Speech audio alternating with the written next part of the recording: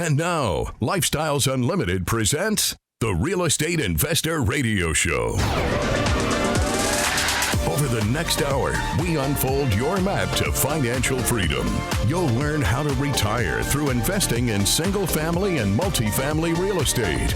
You'll learn how to create cash flow and build wealth so you can have the time and money to live the lifestyle you want. Hello and welcome to the show. This is Andy Webb with Lifestyles Unlimited, and as always, we're working on your financial freedom. And I thank you for tuning in today. I'm glad you can join me. If you have any questions, send those over to me at askandy@luinc.com. And I want to give that to you now because the entire show today is pretty much built around one listener question. He said, well, Andy, in addition to cashing out, and I think when he says that, I think he means the capital gain that we pull out of the property either as part of a cash out refinance or when we just simply sell the property, we pull those gains out. He says, in addition to cashing out, what kind of cash flow and tax advantages can I expect in an apartment investment? Now, specifically, he asked about if I invest $100,000. I'm going to leave that to the side. And I'm talking here today just about investing passively. And passively, that just simply means I'm not steering this project. I'm not involved in this project. I just contribute my funds to a pool of funds that the syndicator, the lead investor, collects to acquire and reposition this property. And I only mentioned that number, that 100K, because I want you to understand, going back to what I just said, that a lot of people have those mental hurdles around capital. It does not normally take $100,000 to invest as a passive partner in an apartment syndication. I've done 25K. I've seen 10K. You know, really the amount I personally invest is going to depend more on the investment opportunity itself, number one. And number two, probably more importantly, how well I know and how comfortable I am with that lead investor. And just to clarify, I've used that term a couple of times. That's a term we use at Lifestyles Unlimited. We call those syndicators, some people in the market will say general partner. They are the ones that are putting the investment together. We call them leads. They lead the investment. And we, at Lifestyles Unlimited, we have one lead. I've looked at investments outside of the organization, other groups, other syndicators, where there might be as many as 8 general partners. A lot of money that they're collecting there. So here we've got one. We've got a lead. That's it. And now the lead may have a minimum. It does depend, a minimum participation amount, a minimum investment. It depends on the capital raise. I've seen it where the minimum is 50 and they bring people on at 25 or, like I just said, 10, right? I can ask to contribute at what I have available. I was looking at one recently. Minimum was 50. There were a lot at 25K and there was a guy at 26K. That's a weird number. I guess that's what he had and wanted to deploy. So when I talk about returns, because we can invest at different levels, I don't want to talk in absolute dollar terms. I'm mostly going to talk in percentage terms. So what do those returns look like? To the listener's question. That's what we're going to talk about today. And there are 2 important considerations that we're going to work through during the course of the show. And we won't get so much into this, but your goals as an investor are a really huge, important driver when you decide on an investment. There are some vastly different investment types when it comes to apartment investing. So when the gentleman asks about what kind of cash flow can I expect, well, what kind of investment have you selected? All right, that's going to play into this. And, goals, we talked about where and how. So goals is important. Those are important. The other thing is education. Because you want to understand, like I said, there are various investment types. You want to understand the different components of those and what those mean with respect to those returns. That's what we're going to get into in the bulk of the show today. And you really do want to get a background and some education in that topic. The expo is a great place to go. There are a lot of breakout sessions. But if you're specifically thinking about doing apartments, investing as a passive, or even being a lead yourself, a big component of the expo is our Multifamily Masters Tour. And this is a bus tour where you get on the bus with, I don't know how many people the bus holds, a lot of investors, Some of our mentors will be on there. Dell will be on one of the buses. Dell Walmsley. He's the guy that founded Lifestyles Unlimited. Now, the expo this year is in my neck of the woods. It's here in Dallas-Fort Worth. So you're going to be hitting apartment communities around the Dallas-Fort Worth Metroplex. You're going to get off the bus. You're going to go into these apartment communities. Typically, they're going to have some units available for you to walk. Some may be just pristine, recently renovated. Some may be just, hey, they just moved out and man, they had a lot of dogs and it has that smell. And you're going to see the before and the after. You're going to get the numbers. You're going to see what these particular leads have done to reposition that asset and what that means in terms of returns. Text Expo to 88007. You can learn more there. That'll take you to a website with some more information, and you can register if you choose. But that's what it comes down to, is what kind of returns can I get in apartments? What better way to learn about that than to be there in person? And I think it's important when it comes to the notion of returns to understand just how it is that we are making our money in apartment investments. Okay, to understand the sources of those returns, because they're, with apartments, we actually make money 6 different ways. 6. Not one, like when you invest in your 401k and hope that the value goes up, right? It's going to go up, it's going to down, it's going to stay flat, but that's it. You're hoping for a change in the value. That's a gain or a loss. Maybe you invest in gold, same thing, hoping the value goes up or down, right? Well, you hope it doesn't go down, unless you're shorting it, I suppose. Maybe you invest in dividend stocks. Okay, you get a little bit of appreciation, hopefully, and maybe some dividends to boot. 2 ways. Apartments, we're making money 6 ways. And to the listener question, what kind of cash flow am I going to get? Well, that is one of the ways that we make our money is through cash flow. And basically what happens, it's a residential real estate investment. It's apartments. We have people in place that are renting those apartments. They're paying rent every month. We pay our expenses out of that rent, and that net, that's our cash flow. That's profit. Now, that cash flow doesn't come to me as a passive investor every month. Typically, they're going to make a distribution quarterly. It's just a lot of work, a lot in and out, ACH transfers, all this sort of stuff. If there are 5 investors in the investment as passives, maybe that's a little more manageable. I've seen lead investors do it on a monthly basis, but typically it's quarterly. Some of these bigger investments may have a couple hundred investors in the investment. So cash flow, one of the ways we make money. One of the investors' questions, what are the returns? We'll get to that. The rest are primarily capital gains type reflections, I guess, on the investment. So equity capture is one that we talk about a lot. I talk about that a lot, especially with houses, because we see that tremendously in houses right now. And basically what I'm doing is I'm just buying at a discount and creating value just from day one. It's a little bit different in apartments. I invest in some apartments down in Corpus where the lead investor got it locked in at price X, and the appraisal came back at price X plus $1 million. So we immediately captured $1 million in equity because we bought right. We bought at a discount. Now it is, again, a rental property, and we collect those rents, and from those rents every month we pay the mortgage, right? The principal goes down, the equity builds up, right? As part of that process. That can be big numbers on apartments. On my houses, it might be a couple $100s a month that my resident is paying down for me, but on apartments, big numbers. However, do note, and this is part of the education, a lot of the financing that we've been seeing in the recent past and right now, in fact, comes with what's called an interest-only period. It might be 1 year. I've seen 5 years. I've seen longer.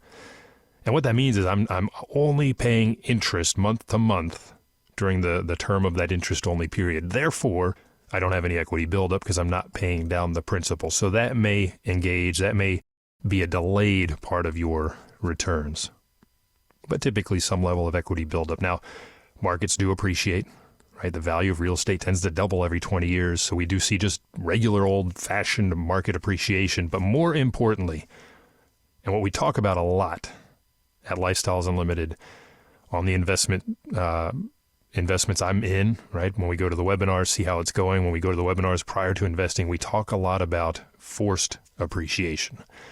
Not just regular old market appreciation that happens over time, but forced appreciation. And this is an important one to understand, because what we're doing is, in some way, we're going in and we're taking an asset that needs some help, whether physically, whether from the management perspective or whatever. And we'll talk a little bit more in detail in the second part of the show what that might mean. But we're able to go in and reposition that asset, and in so doing, force up the value, right? We're improving the cash flow, And unlike my single-family houses, which are valued based on how other houses in my neighborhood have sold, apartments are valued based on their cash flow, their net operating income. And if I can push that up by improving the asset or improving my management, the value will inherently go up. Forced appreciation, hugely important to understand. And again, we talk about that at the expo when you're on the bus tour, pretty much throughout. So we got cash flow, we've got 4 different types of capital gains plays, and then there are the tax advantages. And this is the other question the listener had as well. If I invest X amount of dollars, what are the tax advantages to me? We'll talk about that. But I think it's also important to understand not just how we make our money, but to understand let's just say the investment spectrum when it comes to apartments. I'm going to start this. I know I've got a break coming up here shortly, so we may finish this on the backside. But if you picture a line in your head, just like a timeline running left to right, and that represents the different apartment types. On the left side, you've got a pure yield play. We call that a yield play. On the right side, we've got a value play. Better put, I might even call it a deep value play or value add. And what a yield play is it's just cash flow. I'm buying it for the yield. I may not need to reposition it. In its purest form, I don't have to do anything. I'm just buying the cash flow, and it's coming in from day one. Theoretically, my lead investor starts putting out those distributions in the first quarter. Value play on the other end may not be cash flowing from day one. Typically, it's not, because we're doing something more to lift that property, to improve it. Whether it's getting rid of the bad apples in the barrel, whether it's physical depreciation we're addressing. And if it's a deep value play, we may be going down to the studs, taking that thing to vacancy 100%. Now, more commonly, the investments I see and that I've invested in, they're somewhere in the middle. In fact, right now, I'm actually seeing a lot of investments that seem to be laying a little bit closer to the yield play end of the spectrum. So we got yield play on one end, we got value play or deep value play on the other, and a lot of stuff in the middle. Why is it, I'm curious though, why is it right now we're seeing a lot of yield play? Hear the music coming on. We'll take that up on the backside. Stick around.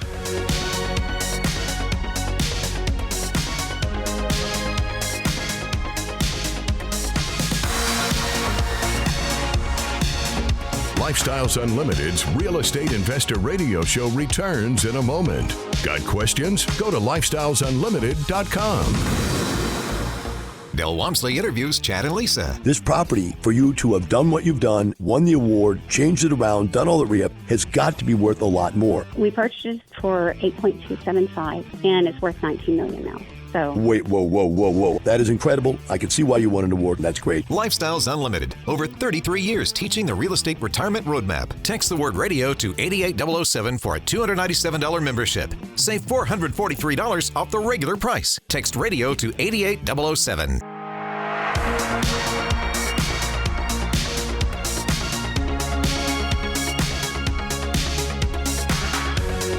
Creating the lifestyle you've always wanted. You're hearing Lifestyles Unlimited's Real Estate Investor Radio Show. Welcome back to the show. I'm your host, Andy Webb, and we're talking today about apartments. I had a question from a listener. Well, what are the returns, basically, and what are the tax advantages if I invest X amount? And we're going to discard the amount because typically we're looking at these things in percentage terms. And we defined some stuff up front in the prior segment. The ways that we make money in apartments, you need to understand that because that feeds the whole discussion around returns. And there are different types of investments in apartments. They're not all the same, right? We talked about a yield play, which is cash flowing essentially from day one. A perfect yield play, nothing to do to it. You're just buying the cash flow. At the other end of the spectrum, you take it down to zero vacancy. You take it down to the studs. It is a massive lift, and not for the faint of heart. We're not typically playing in that space either, although we do have members. In fact, one of our life changers, David Fisher, he operates in that space quite a bit. If you want to do that, and those are huge capital gains, that's a guy to talk to. He'll be at our Wealth and Passive Income Expo, of course. But typically, or at least what I've been seeing lately, we seem to have drifted a little bit to the yield play end of the spectrum. Why is that? Why yield play? Risk and financing. And speaking of financing, we like to use other people's money. We're able to leverage, right? That's also known as leverage. We're able to leverage into better returns. I have less cash out of pocket, therefore higher returns.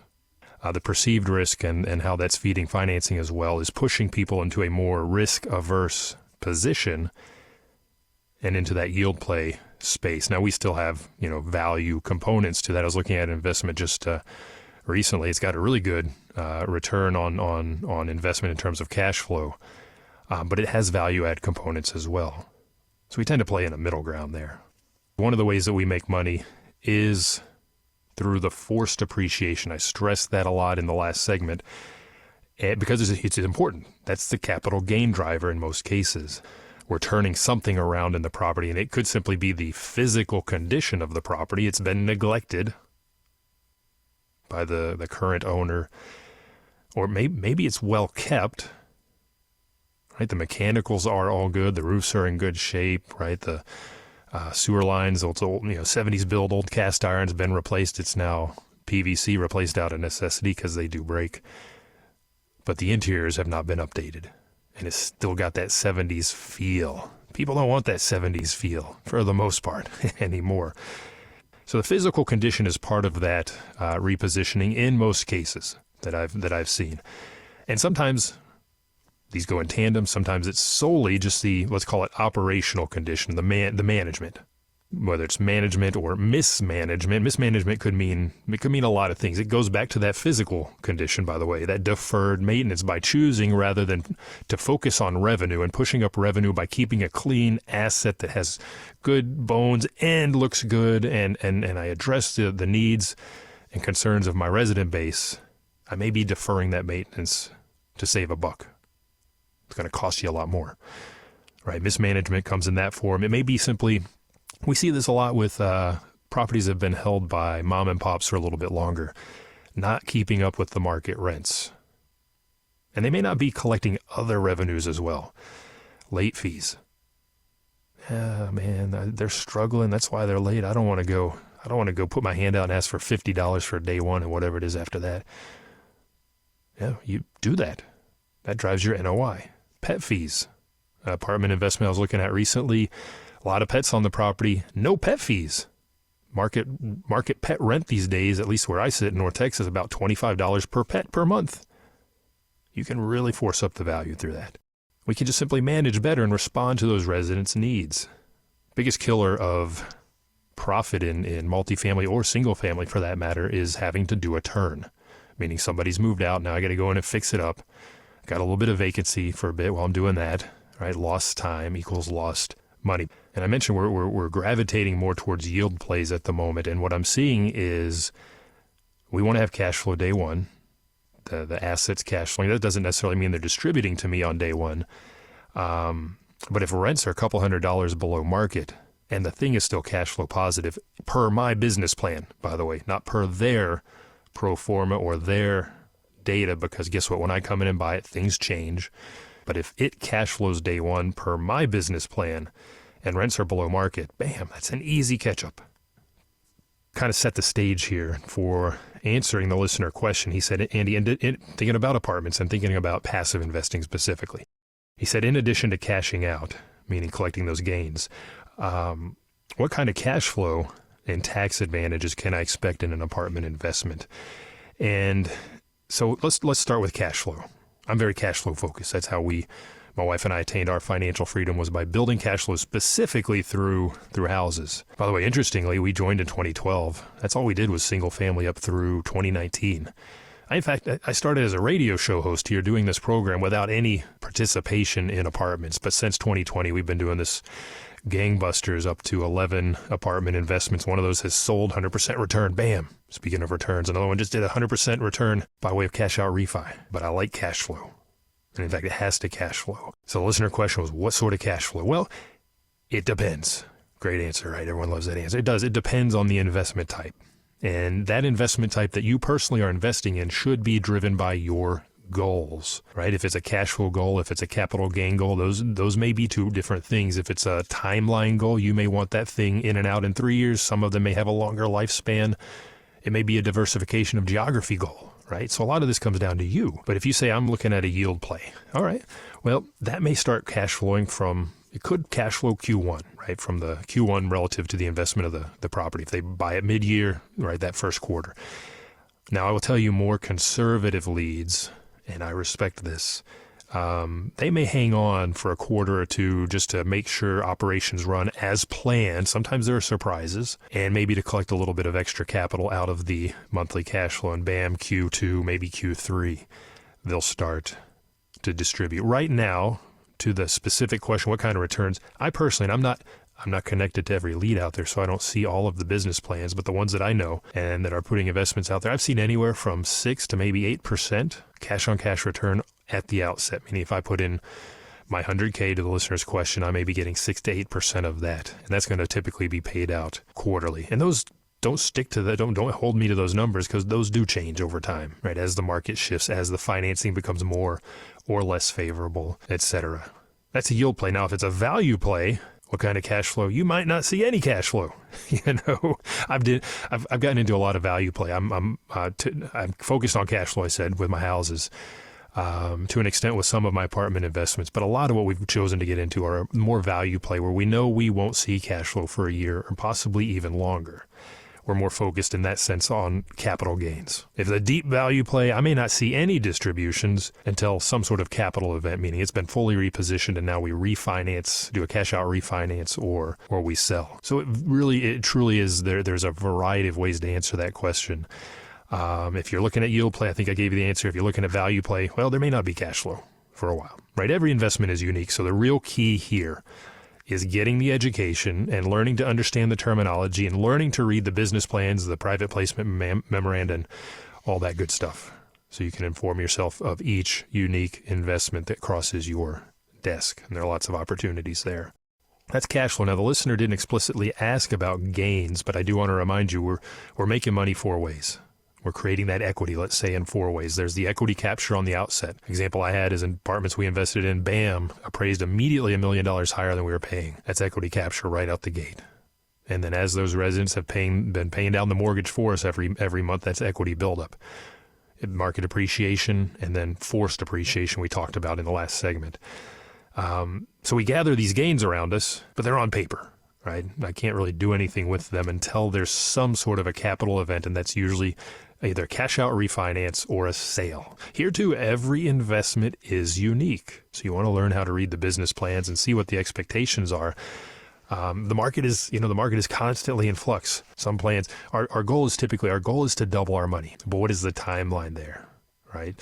Some lead investors may plan to hold, let's say, from 2 to 3 years. I've seen 3 to 5 years. That's different than 5 to 7 years. And that's different than 7 to 10 years. So if I don't know if there's going to be a capital event for 5 years, I may not get to see those gains. So if my goal is around collecting capital gains in a shorter time period, well, I need to tune into those investments that will meet those goals. So the timeline is very critical to understand. And financing, as I mentioned, we typically are putting financing into place. That plays in here too, to an extent.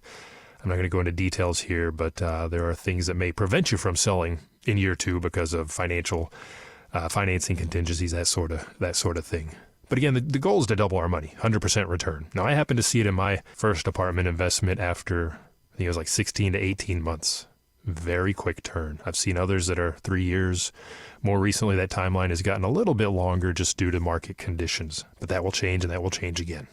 So you want to get out there now, get the groundwork laid so that you have the education to read the business plans and understand these things as they cross your desk. So that's cash flow, that's gains, 100% return is what I want to see. And then there are the tax advantages, and that was the other question from the listener. What sort of tax advantages will I see? That's a harder one for me to put in. I mean, clearly you want to hear a number from me, but I can't really put a number to that. The tax advantages that we have result from something called depreciation. So any real estate asset we buy, whether it's single family or multifamily, we're able to write off a portion of that asset over time. In 27 and a half years is what the IRS tells me I can depreciate the asset. So, if it's a $275,000 asset, right, that's going to be $10,000 per year over time that I'm going to expense. And that's a paper expense. Now, in theory, it reflects things that are wearing and tearing over time. Yes, I get that. But it's a paper expense.